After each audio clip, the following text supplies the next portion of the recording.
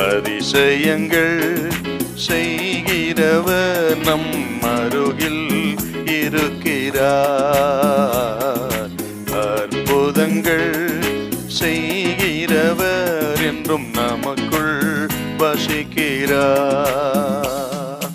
மத்தேயு 7:21.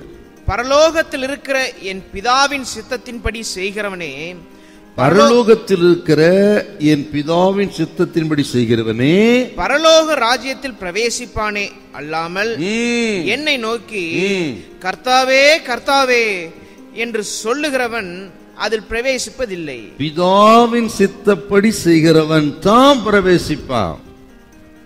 கர்த்தாவே கர்த்தாவே என்று வந்து கூப்பிடுகிறவங்க யாருன்னு கேட்டா சாதாரணமான ஆட்கள் கிடையாது, சாதாரண ஊழியர்களும் அல்ல. 3 பெரிய வரம் பெற்றவர்கள். வரங்களிலே மிக பிரதானமான பெரிய வரம் தீர்க்க தரிசன வரம், பிசாசுகளை விரட்டுவது, அற்புதங்களை செய்கிற சக்தி என்று அந்த 9 வரங்களிலே பிரதானமான வரம் பெற்ற பெரிய வரம் பெற்ற பெரிய ஊழியர்கள் இவர்கள்.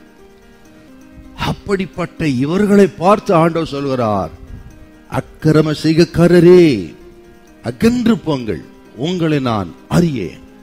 இப்ப இவங்களை வந்து பரலோகத்துல இடம் இல்லைன்னு சொல்லிட்டாருன்னா என்ன அர்த்தம்? பிதாவின் சித்தம் செய்யல, இவர்கள் தங்கள் சுய சித்தம் செய்தவர்கள்.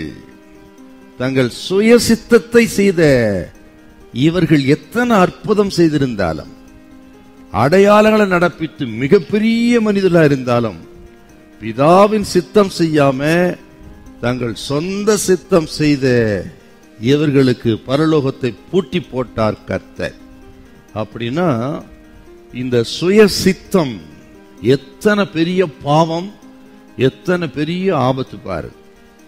நமது திட்டம், நமது ஆசை, நமது விருப்பம் தேவனுக்கு பிரியமா இருக்குதோ இல்லையோ அதை குறிச்சு கவலை கிடையாது. வேத வசனம் என்ன சொல்கிறது அது எனக்கு கவலை இல்லை. தேவ மனிதர்கள் இப்படி நடந்திருக்கிறார்களா அது எனக்கு கவலை இல்லை. என் ஆசை நிறைவேறணும், என் திட்டம் நிறைவேறணும் என்று நினைத்து செயல்படுகிற மனிதர்கள் தான் சுய சித்தம் உள்ளவர்கள்.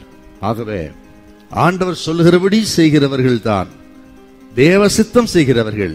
அந்த குடும்பத்தில் நல்ல சமாதானம் இருக்கு. அதனால கல்யாண காரியமா, அது மேற்படிப்பா, வெளிநாடா, எதுவா இருக்கட்டும், கர்த்தர் என்ன சொல்றான்னு கேளுங்க. ஆக சரினா சரி, சரியில்லைனா சரியில்லை, தள்ளுனா தள்ளிடணும், அதுதான் தேவ சித்தம். ஆகவே இந்த சுய சித்தம் ரொம்ப ஆபத்து. அதனால கர்த்தர் என்ன சொல்றான்னு கேளுங்க, வசனத்தை வாசிங்க, அவர் சித்தம் என்னன்னு கண்டுபிடிச்சு அதன்படி வாழுங்க.